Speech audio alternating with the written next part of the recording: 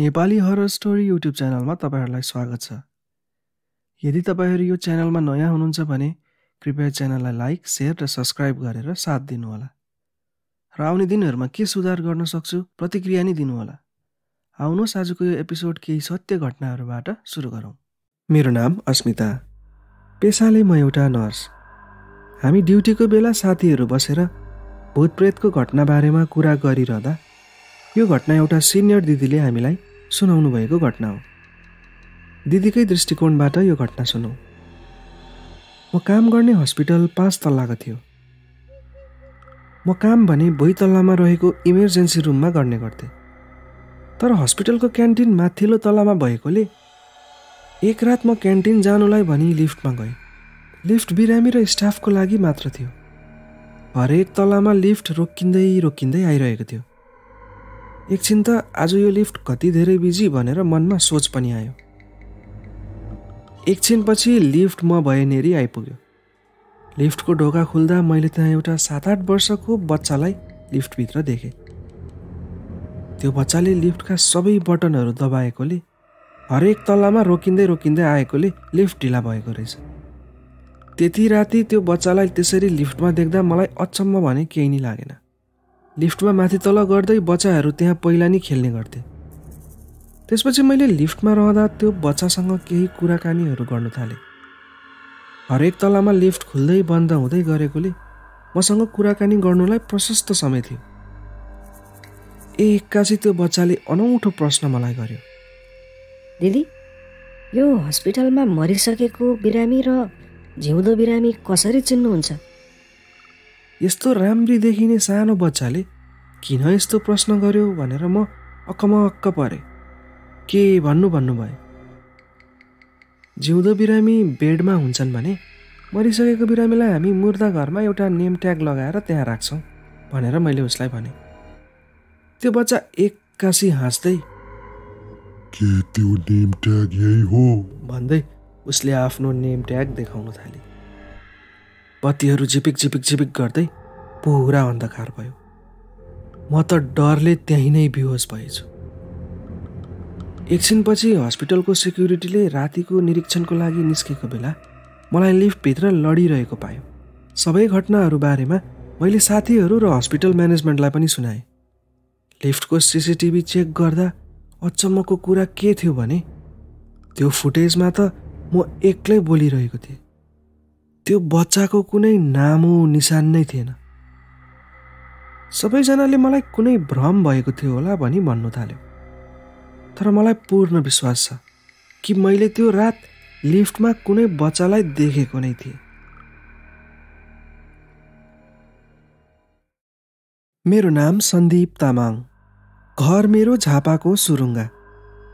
यो घटना आजभन्दा 3-4 वर्ष जति अगाडि घटेको हो। यो घटना घट्दा म करिब 24 वर्षको थिएँ र त्यो बेला गर्मी महिना थियो। म अनि मेरो साथीहरू हामी नजिकैको दमुखा भन्ने पर्यटकीय स्थल गएका थियौँ। त्यो ठाउँमा मसँग घटेको 2वटा घटनाहरू आज म तपाईहरुलाई सुनाउँछु। यदि तपाईँ सुन्ने श्रोताहरू पूर्वको हुनुहुन्छ भने दमुखाको बारेमा थाहा नै होला। दमुखा पूर्वको धेरै आस्था बोकेको कन्काई माई वा त माई खोला नामको पवित्र नदीमा स्थापित भएको एउटा बाँध हो, जहाँबाट खेतीपातीको लागि पानी लगिने गरिन्छ। त्यो ठाउँबाट अलि तल भने मसान घाट छ र पारिपट्टिको जङ्गलमा चिहान डाँडा पनि। गर्मी महिनामा पौडी खेल्नुलाई युवा केटाकेटीहरूको ताती नै त्यहाँ लाग्ने गर्छ। एक दिन म अनि मेरा मिल्ने 4 साथीहरू हामी ड्राई पिकनिक जाउँ भनी दमुखा गएका थियौँ। केही खानेकुरा र पिउने कुराहरू साथमा बोकी हामी गयौँ। झापाको त्यो गर्मी छल्दै त्यो चिसो पानीमा पौडिनको मजा नै अर्को थियो। त्यो दिन निकै रमाइलोसँग बितिरहेको थियो। साँझ पर्दै गइरहेको बेला साथीहरू भने सबैजना बियर पिउन थाले र उनीहरू बाहिर नै बसेर मजा गरिरहेका थिए। तर म भने मादक पदार्थ नपिउने भएकोले म चाहिँ पौडी खेल्नुमै व्यस्त थिएँ। पानी त्यति धेरै गहिरो नभएकोले म किनारमा नै खेलिरहेको थिएँ र साथीहरूसँग बोल्दै जिस्किँदै गरिरहेको थिएँ। एक्कासी मलाई कसैले तलबाट तानेको जस्तो महसुस भयो। कसैले मलाई च्याप्प खुट्टामा पक्रेर तल स्वात्तै तान्यो। म पानीमा चुर्लुम्म डुबेको थिएँ। माथि निस्किनु कति प्रयास गर्दा पनि म सकिरहेको नै थिइनँ। म बाहिर नआएपछि साथीहरू हतार हतार गरी पानीमा डाइभ हान्दै मलाई खोज्न थाले। त्यसपछि साथीहरूले मलाई तानेर बाहिर निकाल्यो। त्यो दिन यदि साथीहरू टाइममा नआएको भए म मर्ने थिएँ।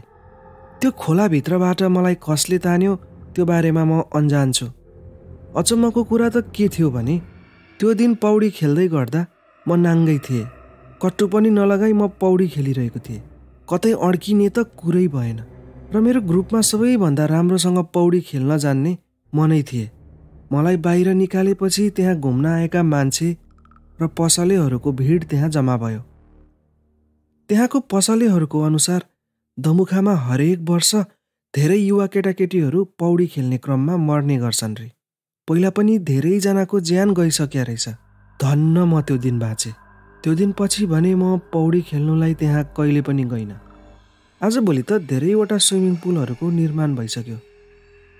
यदि मलाई पौडी खेल्नु मन परे म त्यहीँ नै जाने गर्छु।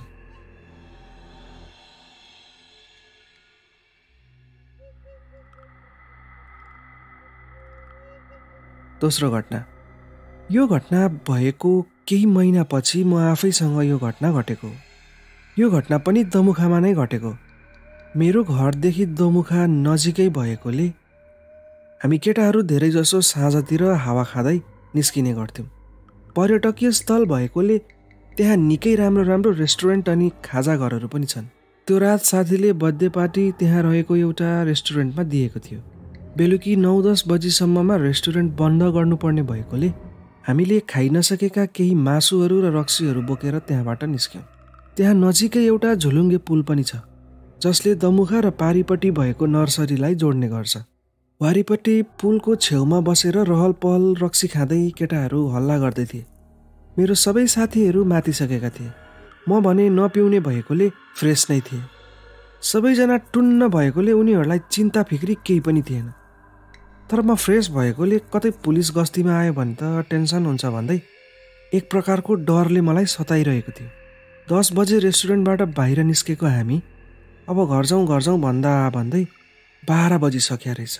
बल्ल तल्ल केटाहरूलाई मनाएर घरतिर लाग्नु मात्र के आँटेको थिएँ, अचानक मेरो एकजना साथीले पारिपट्टि जङ्गलतिरबाट कोही सेतो वस्त्र लगाएको 2 जना मान्छे पुल हुँदै हामीतिर आइरहेको देख्यो। यति राति त्यसरी जङ्गलबाट को आएको होला भनेर मलाई भने अचम्म लागिरहेको थियो। सबै साथीहरू मातेको भएर उनीहरूको होस नै थिएन। तर मैले एउटा अनौठो कुरा विचार गरेँ।